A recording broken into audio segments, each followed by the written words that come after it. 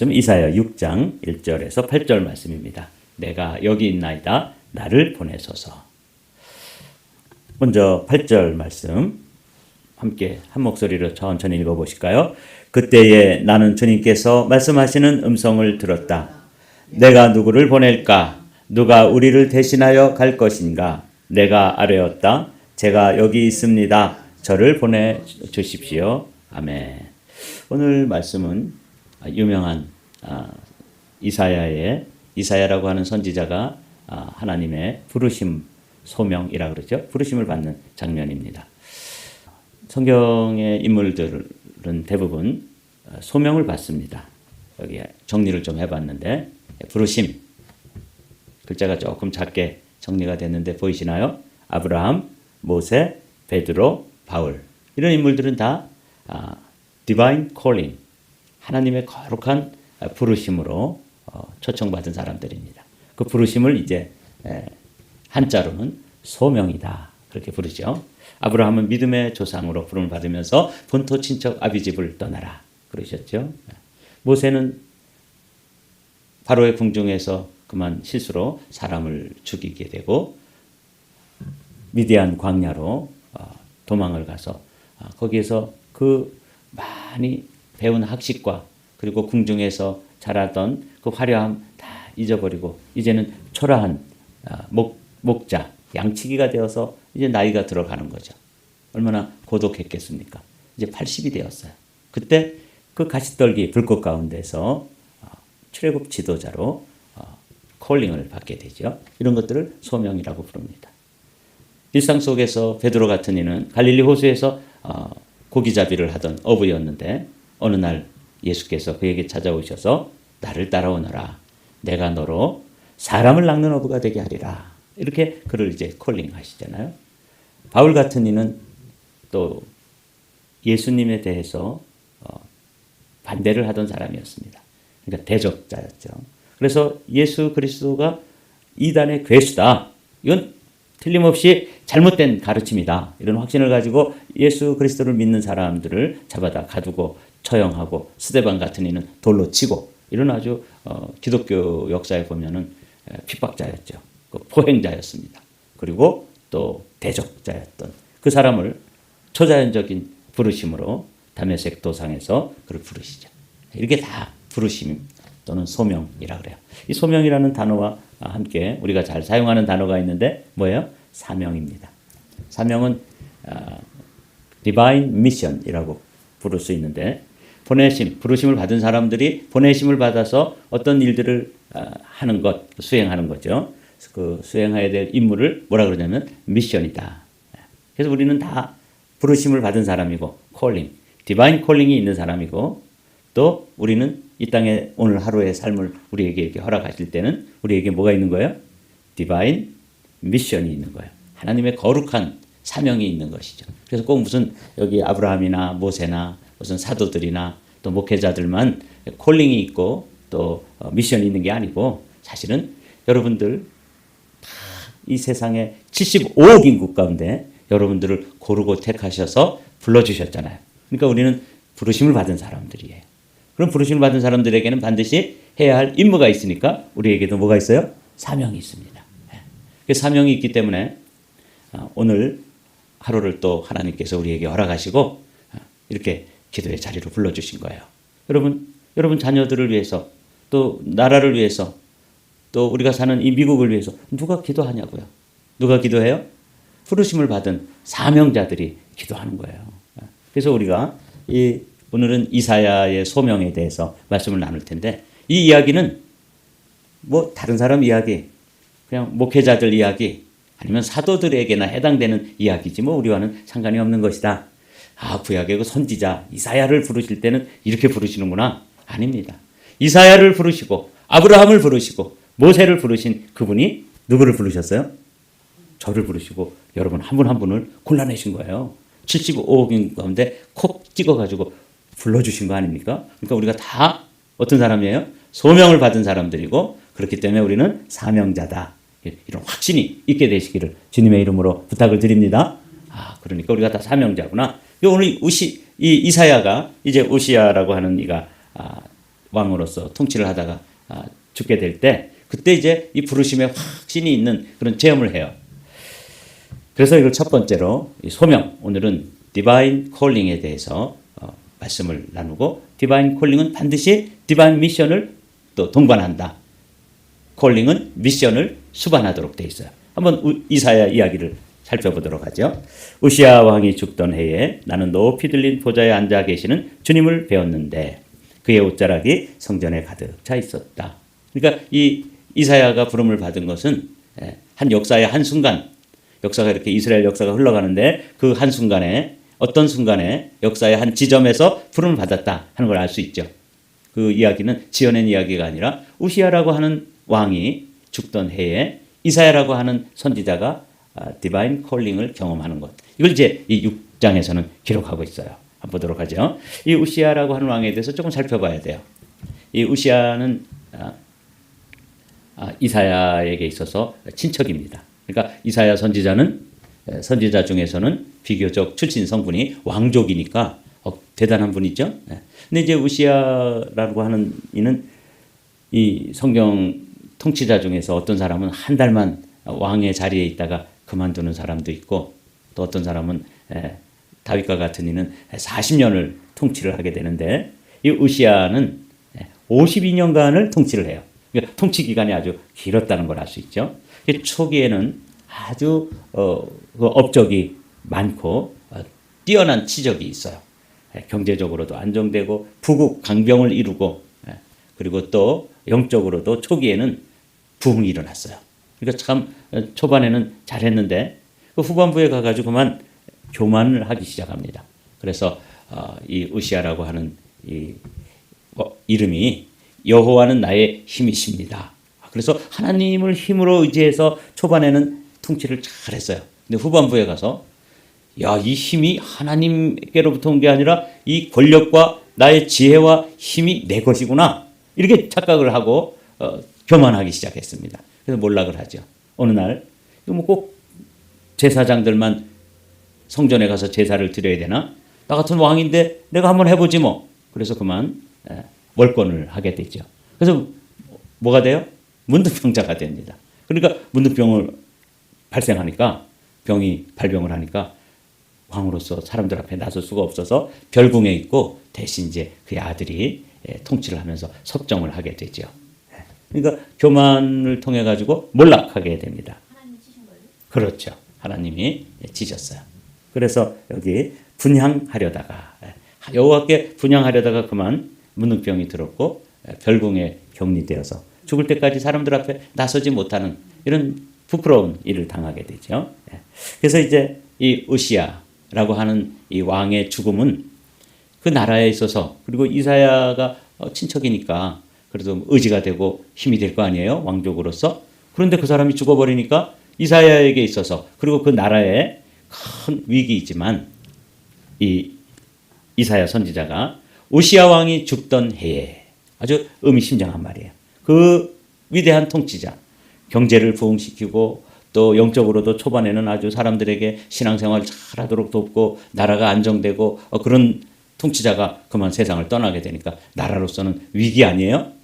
그러나 이때 그 세상의 왕인 이사야에게 있어서 의지가 되던 왕은 죽었지만 그 해에 하나님의 전에 들어가서 깊이 기도하다가 이 세상은 우시야 왕이 통치하는 것처럼 보였지만 실제로는 누가 통치하고 다스리고 계시다는 것을 경험하는 거예요. 하나님이 통치하신다 하는 걸 경험하는 거예요. 이게 경험되어져야 되는 거예요. 보십시오. 나는 높이 들린 보좌에 앉아 계시는 주님을 배웠는데, 여기 높이 들린 보좌에 앉아 있어요. 그러니까 이 보좌는 왕자를 얘기하는 거거든요.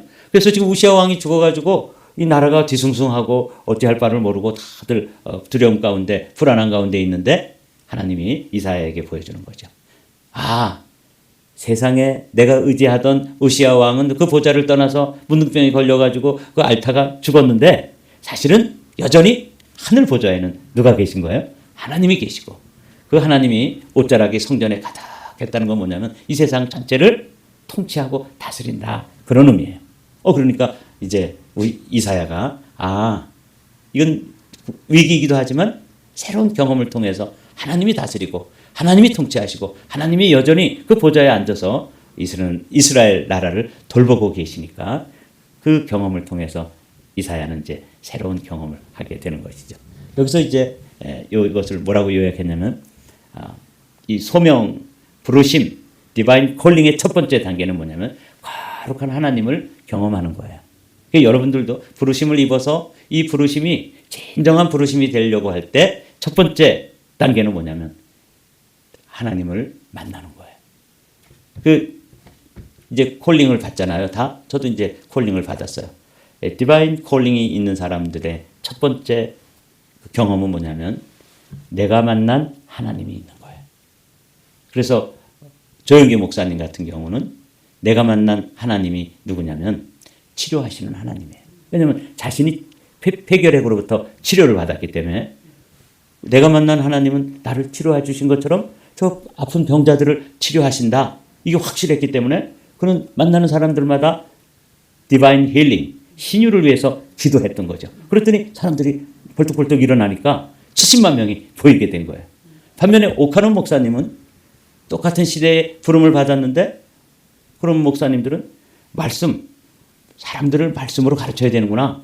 그래서 그 말씀 가운데서 자신을 제자로 부르신 그 하나님을 경험한 것이 내가 만난 하나님이에요. 그래가지고 그분은 제자 훈련에 목숨을 걸어서 한국 교회에 큰 영향력을 남기고 떠나셨잖아요. 그래서 지금도 제자 훈련이라고 하는 그 단어가 그런 교회를 통해서 그런 목회자를 통해서 그분이 만난 하나님이 사람들을 제자로 삼으라고 말씀하셨어. 그래서 그냥 그 일을 하다가 떠나는 것이죠. 이게 거룩함을 만나다. 여러분들도 저도 이런 만남을 통해 가지고 그 사람의 신앙의 컬러가 결정돼요.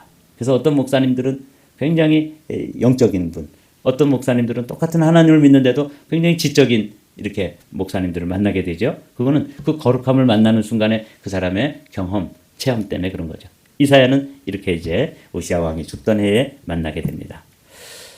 그 경험을 조금 더 기록해 놓았는데 읽어보도록 하죠. 그분 위로는 스랍들이 서 있었는데, 이 스랍이라고 하는 건 천사들을 이야기하는 거예요. 스랍들은 저마다 날개를 6 가지고 있었다. 둘로는 얼굴을 가지고 둘로는 발을 가리고 나머지 둘로는 날고 있었다. 그러니까 하나님 앞에서 하나님을 모셔선 천사들 중에서 이 스랍이 있었는데 이 스랍들은 보니까 어떻게 하고 있었다고요? 날개가 6개가 있었다. 근데 둘로는 얼굴을 가리는 거예요. 아무리 천사라 할지라도 하나님의 그 거룩한 빛 앞에서는 자신들이 늘 부족하다는 것을 알게 되기 때문에 그래요. 그래서 둘로는 얼굴을 가리고 둘로는 발이라는 게 부끄러운 부분이잖아요. 그냥 세상에 우리도 발로 돌아다닐 때 안 돌아다닐 때 돌아다니다 여기까지 온 거 아니에요? 부끄럽잖아요. 그래서 그 부분도 가리고 나머지 둘로는 날면서 이제 이렇게 하는 거예요. 그리고 그들은 큰 소리를 노래를 부르며 화답하였다. 거룩하시다, 거룩하시다, 거룩하시다. 거룩이라고 하는 찬양을 3번 이렇게, 그러니까 성부, 성자, 성령 하나님을 찬양한 것으로 보입니다. 만군의 주님, 온 땅에 그 영광이 가득하도다. 우렁차게 부르는 이 노래소리에 문지방의 터가 흔들리고 성전에는 연기가 가득 찼다. 이런 체험을 지금 하고 있는 거예요. 그러니까 천사들이 있고 그 천사들이 날개로 날면서 또 노래를 부르는데 그 주제가 뭐냐면 거룩, 거룩, 거룩 이런 찬양을 하고 있는데 그 찬양 소리가 그냥 보통 이 교회에서 부르는 찬양 정도가 아니라 얼마나 우렁찬지 막 지축이 흔들릴 정도였다. 이게 이제 이사야 선지자가 환상 가운데 보는 거죠. 여러분들도 환상을 경험하셨습니까? 영적으로 열리게 되면 환상이 보이죠. 그러면서 이 소명을 받을 때, 이 거룩한 만남이 이루어질 때 반드시 또 경험되어지는 두 번째가 있습니다. 이거는 누구나 이 하나님 앞에 서게 되면 경험하게 되는 경험이에요. 여러분들도 한번 점검해 보십시오. 나는 주님을 만날 때 어떤 체험이 있었는가? 주님을 만나면 반드시 이렇게 됩니다. 나는 부르짖었다. 재앙이 나에게 닥치겠구나. 이제 나는 죽게 되었구나. 나는 입술이 부정한 사람인데 입술이 부정한 백성 가운데 살고 있으면서 왕이신 만군의 주님을 만나 뵙다니. 야, 이거 큰일 났구나. 그러니까 이 이사야 선지자가 선지자였기 때문에 다른 사람이 볼 때는 뭐 아주 왕족이면서 목회자니까 입성도 아주 깔끔하고 또 귀티가 흐르고 남들이 볼 때는 뭐 흠이 없어 보이는 그런 사람이었을 거 아니에요? 그러나 그 거룩하신 하나님, 완전한 빛이신 그분, 그 빛이신 그분 앞에 서니까 천사들도 얼굴을 가릴 수밖에 없고 발을 가릴 수밖에 없는 것처럼 이사야 선지자도 자신의 그 부정한 모습이 그대로 다 노출되는, 숨길 수 없는 것이죠. 저도 이 장면을 한번 생각해 봤어요. 저도 대학생 때 주님을 만났다고 말씀드렸잖아요. 인격적으로 예수님을 만나던 그날 저녁에 주님을 이렇게 뵈니까 주님이 저에게 제가 그 대학생 20살짜리 대학생이 될 때까지 저질렀던 모든 죄를 이렇게 그 주마등처럼 스크린으로 이렇게 한 장면씩 한 장면씩 이렇게 지나가게 해주시는데, 야, 내가 이런 죄까지 저질렀구나. 아주 별의별 그 어릴 때부터 뭐 수박서리 하고 남의 집 무 뽑아먹고 콩서리 해먹고 애들하고 나쁜 짓 한 거 이런 걸 다 보여줘. 20살짜리까지 20살 때까지 저질렀던 그 죄를 스크린이 이렇게 영화 필름이 돌아가는 것처럼 너무너무 부끄러워서 그냥 이 죄도 저질렀습니다. 저것도 제가 저질른 겁니다. 밤새도록 코가 막 이렇게 콧물이 줄줄 흐르면서 그렇게 기도하게 하시더라고요. 다 고백하게 하시는 거예요. 이 이사야도 부정함을 만나다. 거룩한 빛에 자기 자신이 서면은 누구를 만나는 거예요? 자기의 실존을 만나는 거예요. 이거는 이사야가 경험했는데 저도 경험했어요. 그날 저녁에 주님이 저를 부르시던 그날 저녁에 그렇게 보여주셨어요. 그래서 그냥 가슴을 뜯으며 기도하고 또 보여주시면 또 회개하고, 그리고 나서 그 다음날 아침에 교회에서 이제 아침 해가 뜨는 지금 이런 시간이잖아요. 새벽 기도를 마치고 탁 밖에 나오니까 세상이 달라진 거예요. 막 나무들이 말이죠. 막 바람에 이렇게 잔잔하게 흔들리는데 막 손을 흔들면서 노래를 부르더라고요. 하나님을 찬양. 구름, 태양, 돌멩이 하나까지도 다 다르게 보여지고 느껴지고 그렇게 새로워져. 그러니까 제 존재가 새로워진 것이죠. 지금 이사야가 그런 경험을 하는 거예요. 베드로도 마찬가지예요. 베드로도 부름을 받아가지고 그 사람 낚는 어부가 되리라라고 하던 그날 아침에 그날 저녁에 고기를 한 마리도 못 잡았는데 그만 그물을 씻고 있는데 깊은 데로 가서 그물을 던져보아라. 그 그물 던졌더니 그물이 가득 차게 잡혔잖아요. 그때 베드로가 뭐라 그래요? 나는 죄인입니다. 나를 떠나소서. 저 깊은 바다의 심연까지도 다 들여다보시는 그 거룩하신 분 앞에서 그 베드로의 내면, 베드로가 어부 생활하면서 막 욕지거리 하면서 그 거친 어부의 생활하면서 이제껏 살았던 삶의 모습이 순간적으로 그냥 탁 보여지는 것이죠. 그래서 자기가 누구라는 걸 깨닫는 거예요. 죄인입니다. 나는 죄인입니다. 여기도 나는 입술이 부정한 사람입니다. 그러니까 특별히 이사야는 입을 가지고 활동하던 선지자였는데 또 보이지 않는 곳에서, 남들이 보지 않는 곳에서 입술로 얼마나 뭐 자기 부인하고도 막 싸우고 욕하고 아마 그랬던 거겠죠. 입술이 부정한 자라고. 특별히 그 부분이 이게 확대돼서 아마 보여주셨을 거예요. 야, 너 선지자인데 너 네 언어 생활 좀 한번 봐봐라. 그러니까 그냥 진짜 부끄러워가지고 입술이 부정한데 나 이제 이 거룩하신 하나님을 뵀으니 나 이제 죽을 거야. 죽게 됐구나. 그렇게 하는 거 아니에요? 그때 스랍들 가운데 하나가 제단에 타고 있는 숯을 부집개로 집어 손에 들고 나에게로 날아와서 그것을 나의 입에 대며 말하였다. 이것이 너의 입술에 닿았으니 너의 악은 사라지고 너의 죄는 사해졌다. 놀라운 경험을 하잖아요. 그 부정함을 만나고 거룩함을 만났는데 그 거룩한 절대 거룩 앞에서 내 자신이 절대적으로 부정하고 죄인이라는 것을 깨달았는데 그것을 치유해 주시는 거죠. 여러분도 이런 경험 있죠? 죄사함의 확신. 제게도 이런 경험이 있었습니다. 시간이 많이 지났으니까. 그러면서 소명은 사명을 만나게 됩니다. 오늘은 디바인 콜링에 대해서 말씀 나눴잖아요. 디바인 콜링은 디바인 미션을 수반하게 돼요. 그때 나는 주님께서 말씀하시는 음성을 들었다. 내가 누구를 보낼까? 누가 우리를 대신하여 갈 것인가? 내가 아뢰었다. 제가 여기에 있습니다. 저를 보내주십시오. 놀라운 말씀, 놀라운 체험을 하는 거죠. 제가 말이죠. 그 주님을 만나던 해에 그 세례를 받았어요. 그 세례를 받는데 둘이서 받았습니다. 그러니까 제가 대학부 회장이고 대학부 부회장이 그 자매가 있었는데 그 둘이서 그 세례를 받는데 성부와 성자와 성령의 이름으로 세례를 주노라. 얼마나 짧은 순간이에요. 30초도 안 되잖아요. 그 순간에 저는 그 짧은 순간에 하나님 시간에 저는 들어가게 된 거예요. 그 시간이 멈추더라고요. 그러니까 다른 사람들은 한 30초도 안 되는 그 순간에 저는 저의 일생을 다시 한번 쫙 보여주면서 확신이 이 밖으로부터 들어오는 거예요. 그래서 저는 믿음이 선물이라는 말씀이 어떤 의미인지를 알게 됐어요. 믿음이 이렇게 쑥 들어왔어요. 어떤 믿음? 내가 너의 모든 죄를 다 사하였노라.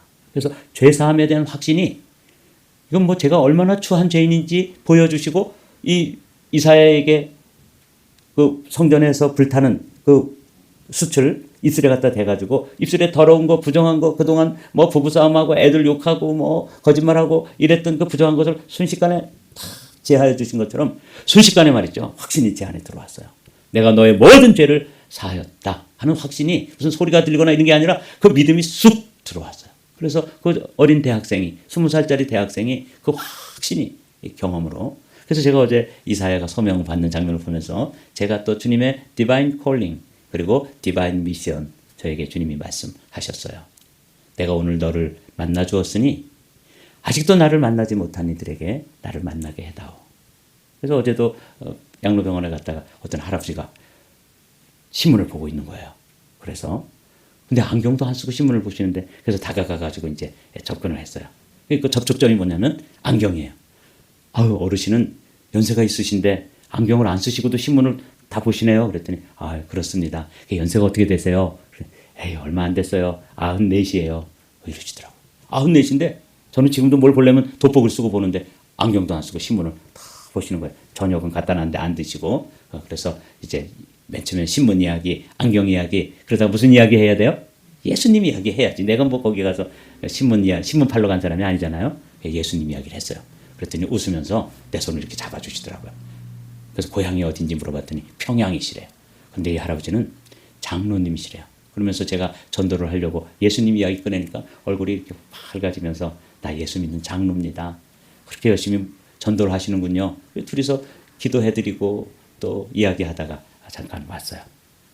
저희 미션은 뭐냐? 아직도 예수님을 알지 못하는 사람, 아직도 나를 만나지 못한 사람에게 나를 만나게 해다오. 그게 주님의 소원이에요. 저를 향하신 미션입니다. 여기 나오죠? 내가 아뢰었다. 우리 다 같이 읽어보고 말씀 마치도록 하겠습니다. 제가 여기에 있습니다. 저를 보내어 주십시오. 이게 미션이에요. 우리에게도 우리를 콜링하셨으면 우리에게 미션이 있는 줄로 믿습니다. 이걸 발견한 사람들은 사명에 살다가 사명을 위해서 죽습니다. 이런 사람들이 행복한 사람입니다.